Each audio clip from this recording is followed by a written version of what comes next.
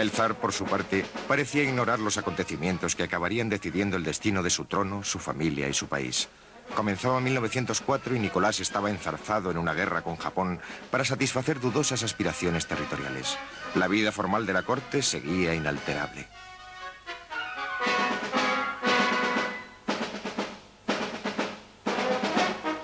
Muy lejos de este elaborado ceremonial, los ejércitos rusos sufrían una derrota tras otra para acabar rindiéndose ante los japoneses y volviendo a casa derrotados. Lenin comentó el desastre con sequedad.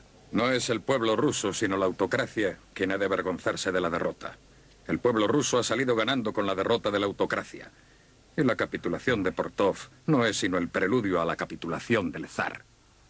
En San Petersburgo, las noticias de la humillación de la derrota se vieron seguidas por el frío glacial de enero. Aquel fue un invierno de descontento.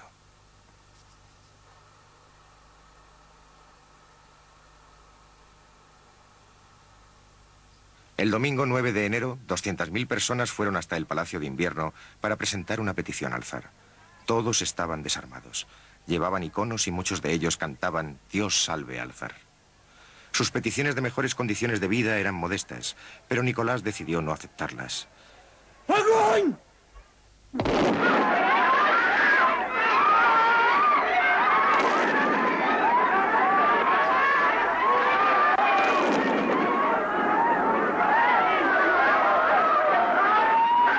Ese día pasó a la historia como el Domingo de Sangre. Murieron más de 1000 manifestantes y más de 5000 resultaron heridos, principalmente mujeres y niños. Pero el zar encontró tiempo para escribir su diario como de costumbre. Hoy ha sido un día difícil. Se han producido serios disturbios en San Petersburgo porque los trabajadores pretendían llegar al Palacio de Invierno. Las tropas se vieron obligadas a disparar sobre ellos y muchos murieron o resultaron heridos. Dios mío, cómo me conmovió y qué duro fue presenciar aquello. Mi madre ha venido a comer. Después llevé a Mijaíl a dar un paseo. En octubre de 1905 se reunieron por primera vez en San Petersburgo representantes de los trabajadores de la ciudad. Se autodenominaron Consejo, que en ruso se dice Soviet, y una de sus primeras decisiones fue convocar una huelga general.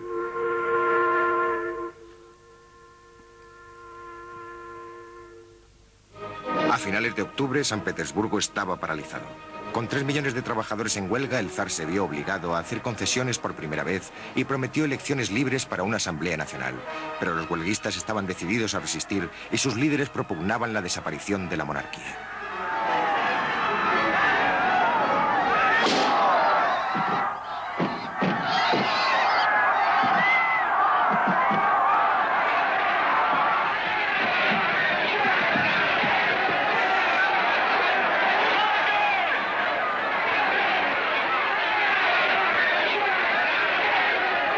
En Moscú, una brigada de combatientes bolcheviques, apoyada por miles de huelguistas, levantó barricadas en las calles. El zar mandó llamar a su ministro del Interior. Esta situación no puede durar. Son sus cabezas o las nuestras. Le ordeno que tome las medidas que considere necesarias.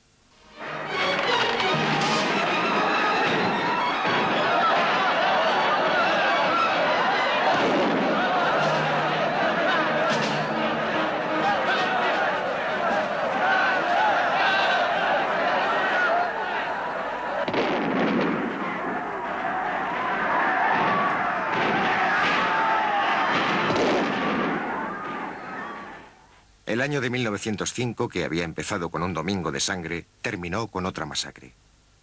El poder del zar parecía inatacable de nuevo y los líderes del Soviet fueron desterrados. Su último presidente, un socialista, aunque todavía no un seguidor de los bolcheviques, se llamaba León Trotsky. 3 meses después, la Asamblea Nacional prometida se reunía por primera vez. Lenin la atacó desde el exilio. La Asamblea Nacional es un instrumento inadecuado para lograr la victoria de la revolución. El gobierno ruso sigue siendo un despotismo militar con la cara lavada por formas parlamentarias. Por su parte, el zar convocaba y disolvía la asamblea a su capricho.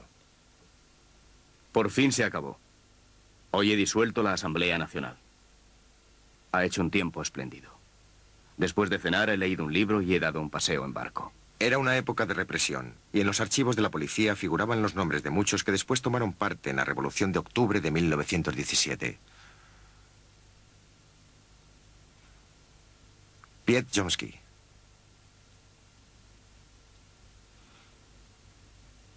Joseph Stalin.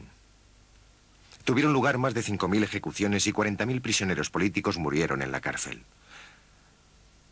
Decenas de miles más fueron condenados a trabajos forzados en Siberia.